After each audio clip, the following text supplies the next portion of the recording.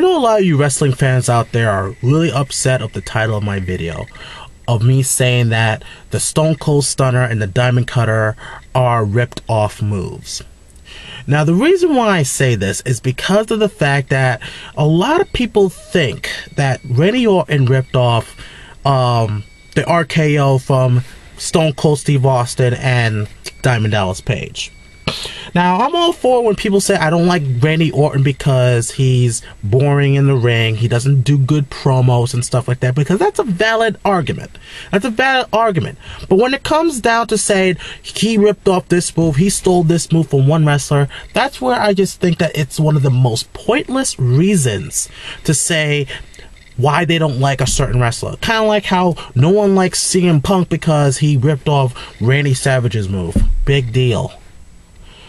Okay, now, this is the reason why I say that the Diamond Cutter and the Stone Cold Stunner is considered a ripped-off move within the logic of you wrestling fans that think that the RKO is a ripped-off move.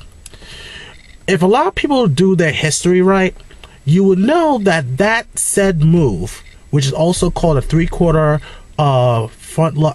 face lock bulldog, that move was actually created by a guy who is famous in Japan, who is also famous in the NWA, known as Johnny Ace. And if you guys know who Johnny Ace really is, here's a hint. People power! That's right. John Laurinaitis was the original innovator of that move, known as the Ace Crusher. And it was so famous that other wrestlers like Diamond Dallas Page and Stone Cold Steve Austin did their own variation of it. And of course, Randy Orton does his own variation too. So what does that say? With your guys' logic, Diamond Dallas Page and Stone Cold Steve Austin also ripped off a move. And they're living a lie that this move was the greatest move in all time, and it's actually a rip-off move.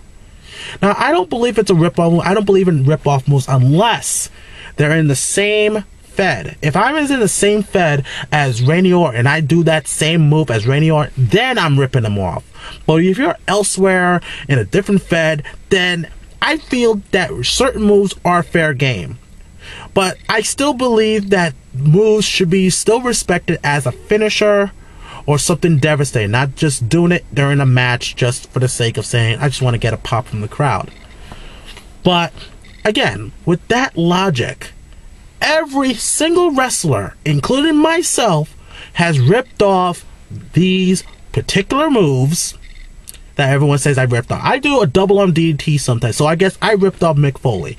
I sometimes do the boot scrapes or something like that. Actually, I do my own version of the boot scrapes where I use my hand washing and stuff. I guess somewhere I ripped off Samoa Joe.